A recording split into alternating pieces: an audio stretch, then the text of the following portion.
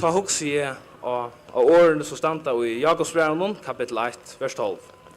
Ljóar, sælur mævur som heldur ut i fresting, og ta i livet røyna han, så skal han få kronu livsins, som god til å lova taimon og elska han. Tor forstyrja mer her i kveld av sværa hvor antallet støvan vær til hesson som var i øytene. Men jeg kan best tale ut fra taimon kjenslun som byrstus mer i barme ta i verre. Og ter bør bo om at for ikke gjøre øytene grøyra hvor her i øytene, så var ikke nok her for jeg slipper vujer framalda vi menneskelige styrst. Men for framalda kunne da færa flyta kom fram etter og ikke fettla i fått, så leite årene her til Elias profet i kapittel 14, vers 60. Det litt i eiotikkara opp mot i hattene og hytje. Hver å skapa alt dette. Til han og fører her tarra ut i avsetton tale og råpar til ødve navn. Så stor kraft og veldig hansara at ikke eit saknast. Eit som stender mest livande etter fra turen, det tar vi så minnesmers i øytene og finner en frakring om en symbolska tøtning at han fyrer. Og jeg ser trekløt i øytene, så er det valgt seg nætje sted, oppi en hetje, og her er det plasserende rundt av cylinderformet av plate, spenta og oppe tveitrø, nesten så som om at det var en andelig kraft som helt den oppe. Av platene så stod ødel nødene av teimen som døye, hendet sorgert, ja. Men det vekra visse stedsetningen, det var ikke best utsynet. Men alt i grunn at jeg hadde funnet avtøy av just det som stedene, og i daglige ringkrasene til sølene, så skuina strålene fra henne, en snekk og ødelønene av platen. Hetta får mine tankar at leda seg til at en så sirkelen, og minnesplaten er ongan enda, eller ongan byrjan, så er eisene vi kærleika Guds. Han er oendalig. Guds kærleik, han er ongan enda, heller ongan byrjan. Herren gløymer ongan, han gløymer ikke de som trykker han, en så han ikke gløymer de som ikke har vært tidlig mot i hon.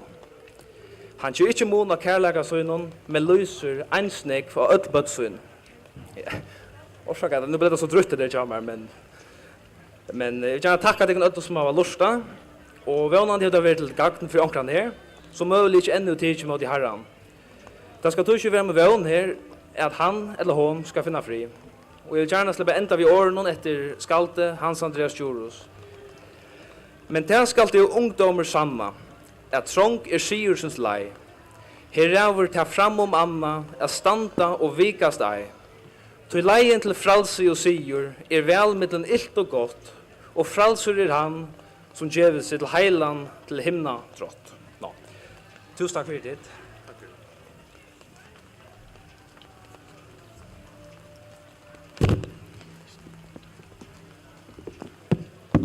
Vi synger nå i fela, han teker ei gleina fra det her. Sangren er nummer 6.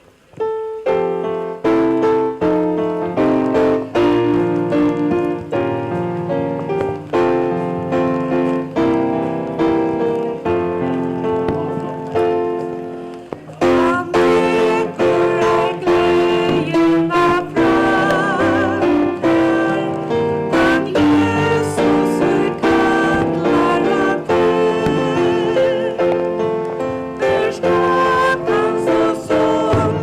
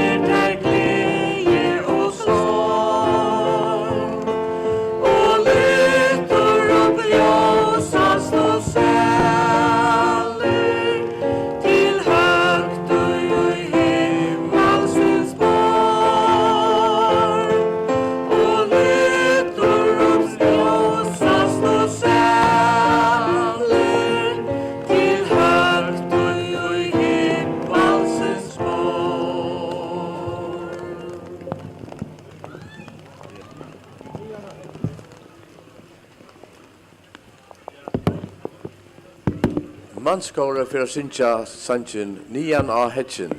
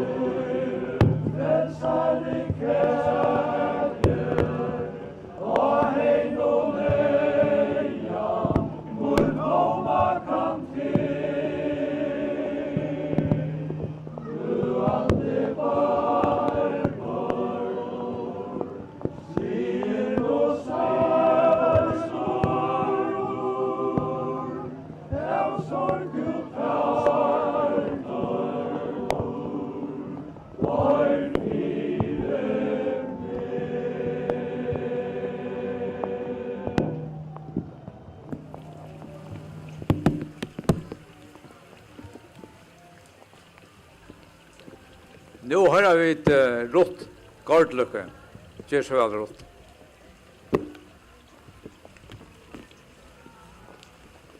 God kvöld.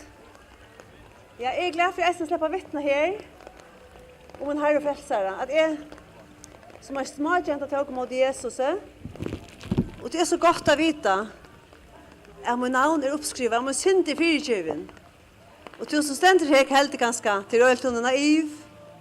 Hvordan kan hun trykke dette vi alle tog ut høyre? Hvordan kan hun trykke dette veriligt? Eller kanskje du husker at du ikke har noe godt å gjøre, du vil bestemme selv eller selvvår. Men det er så jævlig alvorlig. Det stender i Hebreabrevnen, kapittel 9, og jeg minns ikke hva verste er, men det stender at, jeg har bare lukket å åpne det her, ja.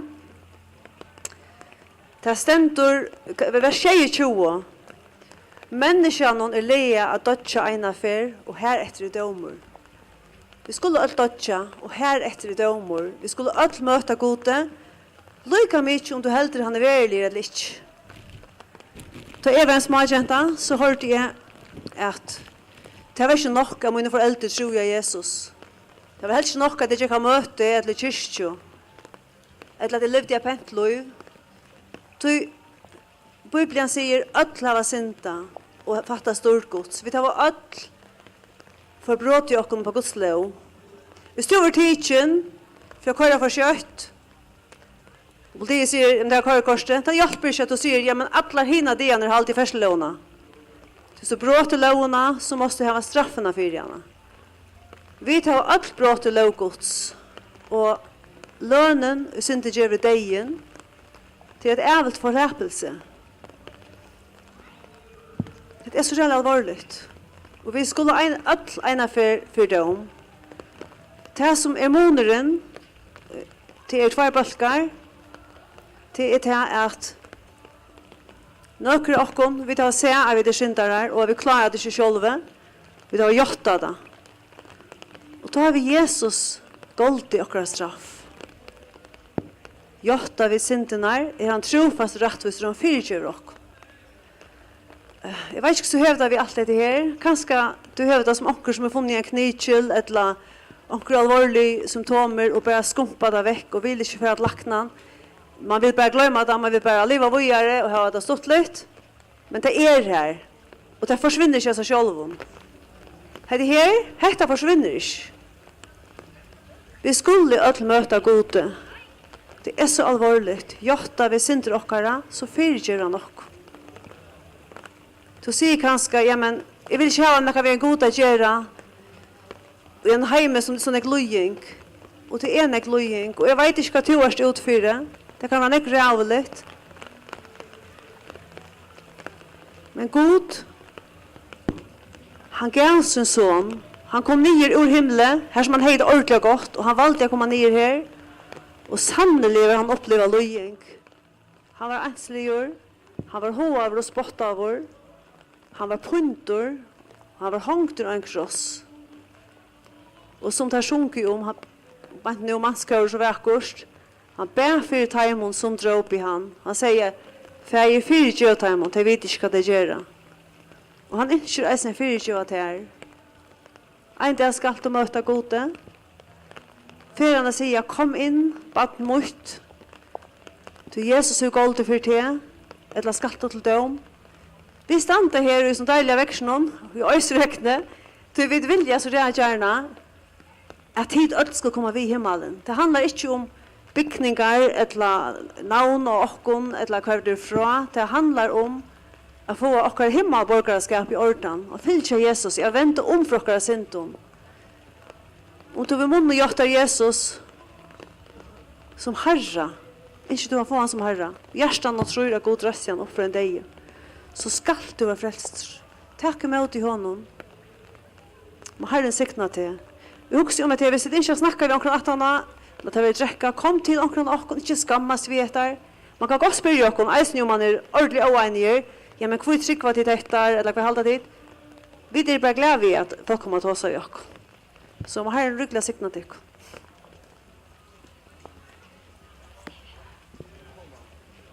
Vi får höra manskar och syndjatter. Och ta i det här syndje så talar Gunnar Nilsen.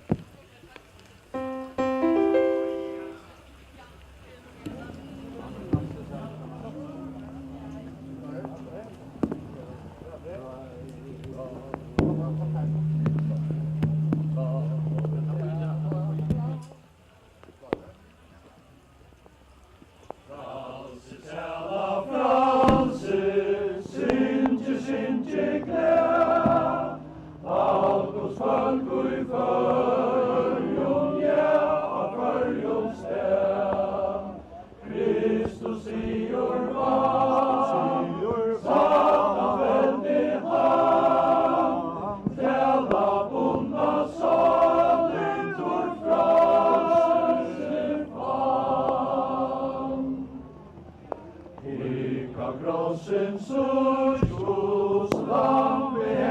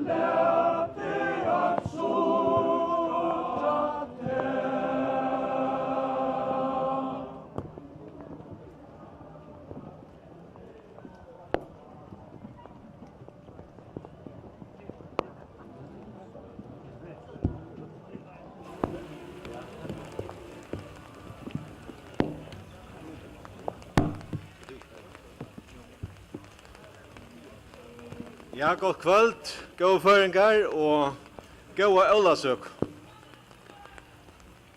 Det en glede til meg å kunne vittne for tikkun og ha et lyd i år om Jesus. Jesus som brøyte mitt liv og ment til å brøyte tutt liv. Vi mennesker setter spurning til hver annan og vi damer vel å ta seg om imisk ting. Således var øysen av Jesu døvun. Her var en egg som løs og skrifter og hadde imiske store spurningar og yngst å få svær og på sannløygan. Men vi leser øyne skriftene her og Jesus sjølvor setter en spurning. Og i Matteus kapittel 22 setter Jesus hendan spurningen. Kvært halda tid om Kristus. Hetta en spurningur som hvert mannsbaden fær. Jesus setter samme spurning til fariseerarna. Bont åren hei en lovkunnur rønt at frøsta Jesus ta en tvistova var oppsteg mellom sadukerar og fariseerar. Hetta var mennesker som kjente skriftene vel. Tar yngst av oss handløygane vita. Jesus og i hesar støv og drever der til midpunktet og i synar tilver. At dreia mennesker som får tapt der og atter til syn. Og ta mest områdende spurningur, kvært halda tid om Jesus. Hetta sette Jesus fram til tar lovkøn, tar som løs og skriftene og som hadde store spurningar. Henda spurning fær øysne to og i kvöld, og hese spurningur ver standande til han ver sværaur. Out her, etla gode. Kvært halda tid om Kristus, hvers sonur han, spurte Jesus, tar sværa honom Davids. Ta Jesus veløyder skriftlærdo og sier dem om sannløygan at han var ingen annar enn sonur Guds, og Kristus var øyt vi feiren, ta blivet av skriftlærdo i øyene, og gjør det av at få han at la tek han av døvun. Hetta som Jesus sier her til spurningren ved setter til fariseerne var øysen i høvus akæran som Jesus stod i fyrir Pilatus til han ble krossfester. Fariseerne og der skriftlærde gikk harst av Pilatus om å fetla deiadom av Jesus. Pilatus ville slippe undan av fetla hendan auratvisa dom og Pilatus spyr ta hva skal det gjøre vi Jesus. Åren har han fikk en avværing fra konosøyne om at halda seg borster fra de rattvisa, så hon har haft en dreim om Jesus. Hesen spurninger galtan i øysene ikke her i kvöld. Og har vært alle tøyer. Øll skulle fyrrela søttene velja etla vreka Kristus. Men sannløgjen at ånden slipper undan av jotta Jesus som Herre og bodja knøsunne for Jesus. Paulus skriver til Filippi og i Filippi-braun kapittel 2 og versene 9-11 og såleis. Tui hever god, øysene sett han ekvelja høgt og giv jo noen navne som iver øtlo navnen fyrir at i navnet Jesus hverst knæ skal bodja seg. Torra som i himmelig torra som av jørn og torra som under jørn Og hver tunga skal gjotta at Jesus Kristus Herre. Fægir, god fægir til dård. Men så store spurningren. Ver hetta som frelsare tøyn, eller ver hetta som dømare tøyn? Du vil møvla skikva spurningen suyes, eller kom atter til hans 17. Men han kjemur, og du skal sværa, og kvært veri sværtøyt. Takk imot Jesus i kvöld. Trygg var han, at Jesus døy i tøynste av Golgata krossi og tog tøyna straff. Og du får et evet liv i Jesus. Han brøyder ditt liv og gjerst tøyn herre. Jesus svikur til ikk. Paulus skriver røysene såleis til romveier, til kvørt han i kattlar av navn herrans, skal være frelstor. Sjølver var jeg 18 år gammal, da jeg møtte Jesus. Jesus er ikke vært nekka som jeg gikk og hoksa om dagligt. Men jeg fikk en spurning og gjøkken en frasøgn fra noen vimmane. Frasøgnen var hvordan han hei møtt Jesus. Hvordan han hei tro av Jesus Kristus. Han spurte meg ikke bare en spurning til kvöldet, men vittnesbord hans fikk en spurning fram i mitt hjärta. Kvært gjør jeg ved Jesus? Kvært halde jeg om Jesus? Jeg var i vittlarøy og visste ikke hva det skulle gjøre. Sverre finner du i Bibelen. En av vik og 17 fikk spurningen hetta, du frelstor? Jeg visste ikke hva det skulle svære. Lås ur Bibelene og Johannes 3:16 ble lyset, jeg så elsker jeg god heime, for jeg kvørt han og tror han ikke skal fortapast, men av evet liv. Hetta kan gjøres til en verlag i kveld. Trorst du av Jesus Kristus, Sverre finner du i Bibelene. Trorst du av han, og kallar av han, og han skal frelsa deg, og han brøyter livtøyt. Og du gjørs en himmelborgare, og Jesus gjørs frelsare tøyt. Trygg var han i kveld, og du skal bli frelstur. Om du ikke veist hva du vil tåse om den personlige Jesus, og hva du vil ikke at tåse og vittne for her i kveld, så stekk av og kom inn her og få deg en drekkamån og tåse vi med, et eller annet annan. Det er områdende at du sværer her som spurning. Hva heldur du om Jesus? Hva er tutt svær til Jesus? Amen.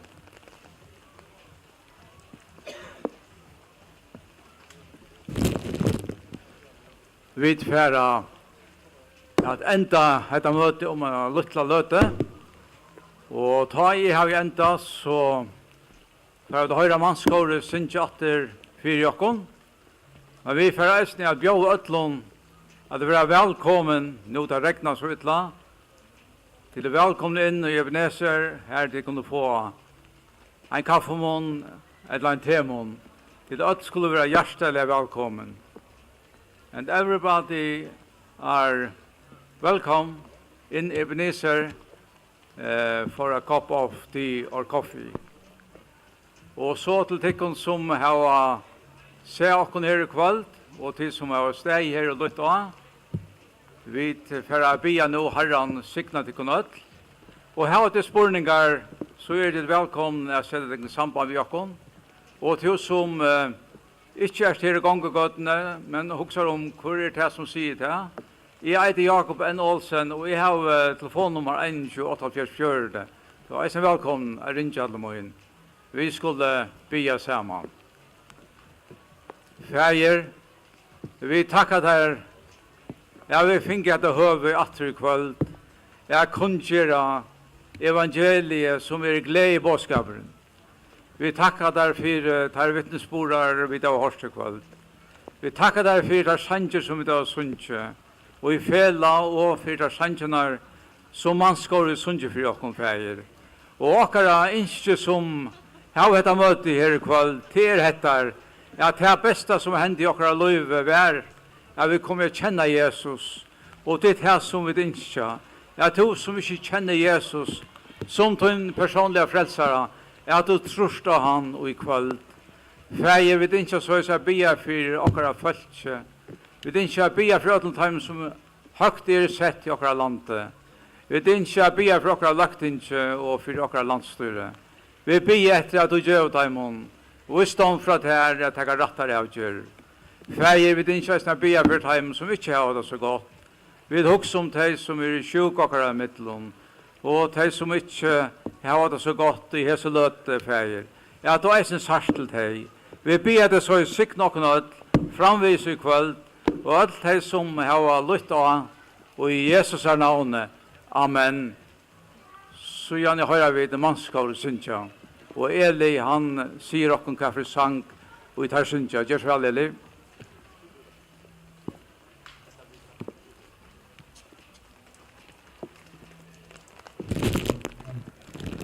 Jeg får synge, jeg finner ikke han frem og ikke rett å slippe synge sammen med mannskapet, og det er en frøy for meg og glede. For jeg synge sangen, jeg elsker ter blodende hentur. Og til Sjønne Haberg gjør det leie til sangen, og Peter Haberg i Ørstam.